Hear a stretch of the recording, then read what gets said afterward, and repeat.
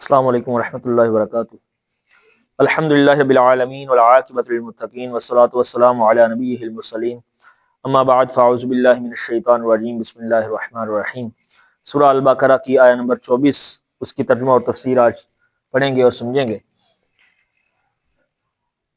بسم اللہ الرحمن الرحیم۔ اللہ فرماتے ہیں فَإِن لَّمْ تَفْعَلُوا وَلَن تَفْعَلُوا فَاتَّقُوا النَّارَ الَّتِي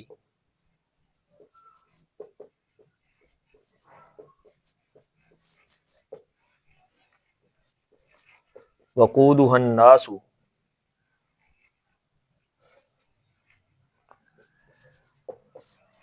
وَالْحِجَارَةُ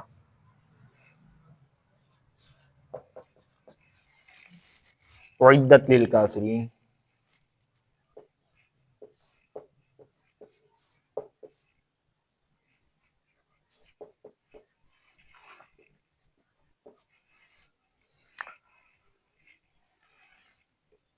فا کا مطلب ہے جی پس، ان حرف شرط ہے، پس اگر۔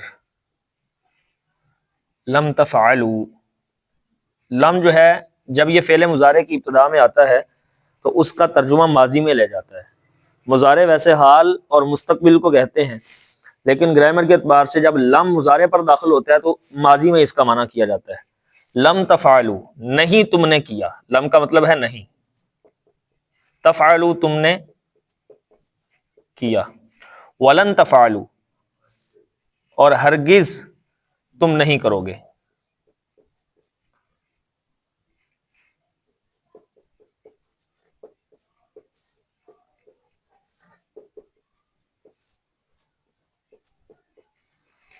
فَاتَّقُوا پس تم بچ جاؤ، پس تم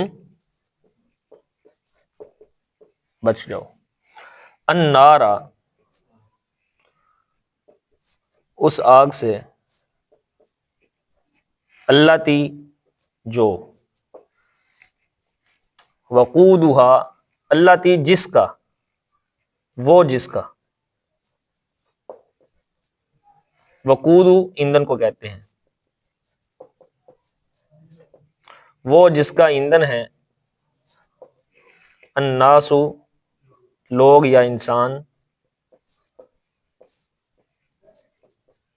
والحجارہ اور پتھر،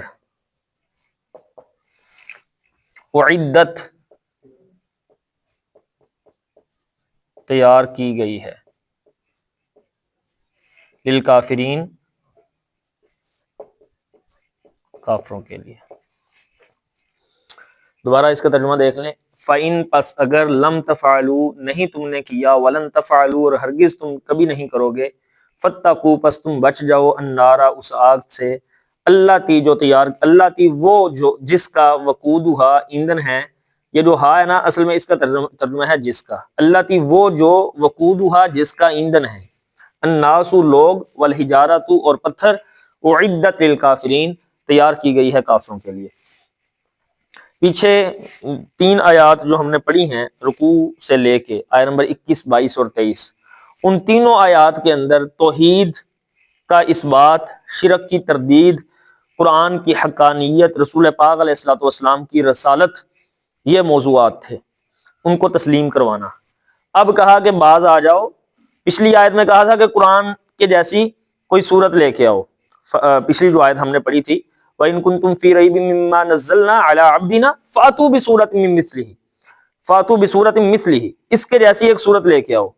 اللہ نے کہا یہ تم سے ہوگا نہیں، نہ تم سے ہوا ہے، تم نے پہلے بھی کوشش کی ہے، تم اس کے جیسا نہیں لے کے آ سکے، وَلَن تَفْعَلُوا اور ہرگز کبھی تم ایسا نہیں کر سکو گے، یعنی کہ اس کے یہ قیامت تک کے لیے چیلنج ہے، اور اس چیلنج کو کوئی پورا کر ہی نہیں سکتا کہ قرآن کی جیسی صورت کوئی لے کے نہیں آ سکتا۔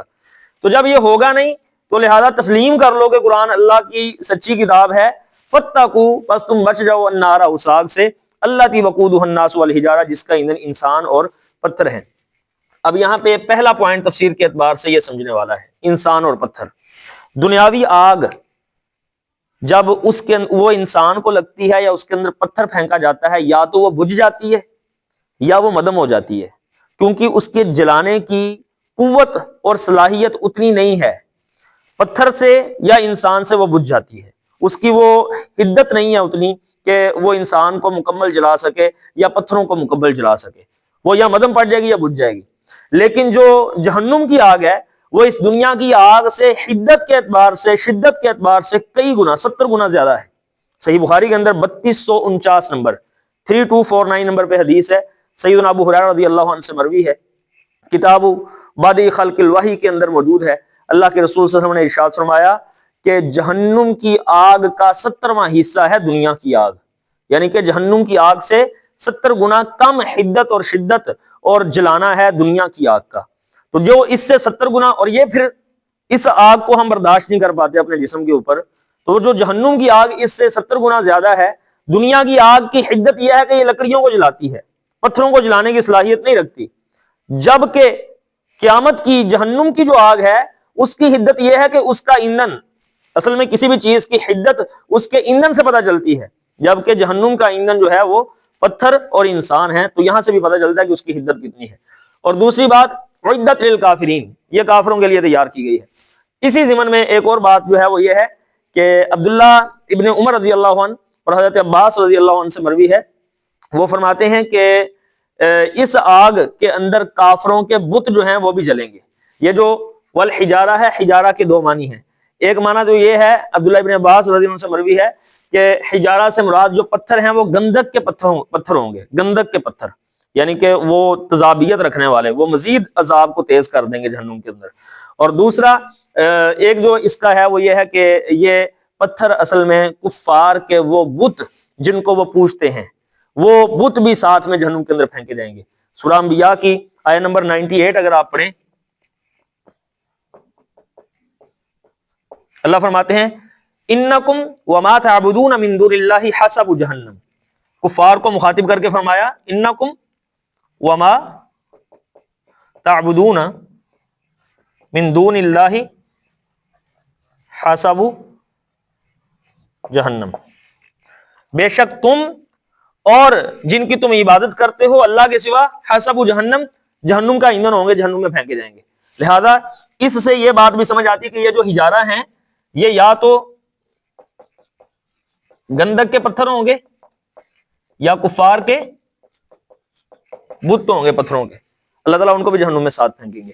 اور دوسری بات، اعدت للکافرین، کافروں کے لیے تیار کی گئی ہے۔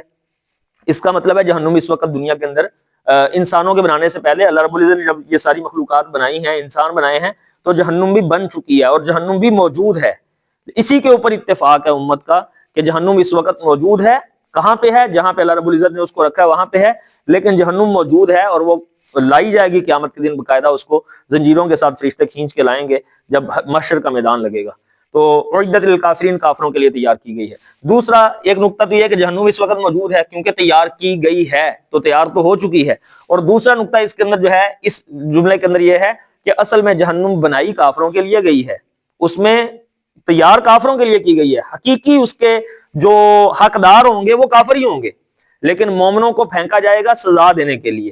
اگر چاہیں گے اللہ تعالیٰ ایمان والوں کو، بندے نے شرک نہیں کیا اور گناہ ہیں اس کے، مومن ہے، تو اگر چاہیں گے اللہ تعالیٰ تو اس کو سزا دینے کے لیے پھینکیں گے، چاہیں گے تو اپنی رحمت کے ذریعے سے اس کو معاف کر کے جنت کے اندر داخل کر دیں گے۔ ان اللہ لا یغفر ان یشرک بہ ویغفر ما دون ذلک لمن یشاء، پر نمبر 5 کے اندر 2 دفعہ یہ آیت ہے۔ اللہ تعالیٰ لا یغفر، ان اللہ لا یغفر ان یشرک بہ، جس نے اللہ کے ساتھ شرک کیا اس کو اللہ تعالیٰ معاف نہیں کریں گے، ویغفر ما دون ذلک لمن یشاء، اس کے سوا اللہ جس کو چاہیں گے معاف کر دیں گے، جس کو چاہیں گے سزا دے کے جنت کے اندر داخل کر دیں گے۔ تو مومنوں کا جو اس کے اندر جانا ہے وہ کچھ وقت کے لیے ہے، وہ سزا کے پورا ہونے تک کے لیے ہے، لیکن ہمیشگی کے لیے یہ کافروں کے لیے تیار کی گئی ہے۔ اللہ سے دعا کرتے ہیں کہ اللہ سمجھنے کی عمل کرنے کی توفیق عطا فرمائے۔ وما توفیق الا باللہ، جزاک اللہ خیر۔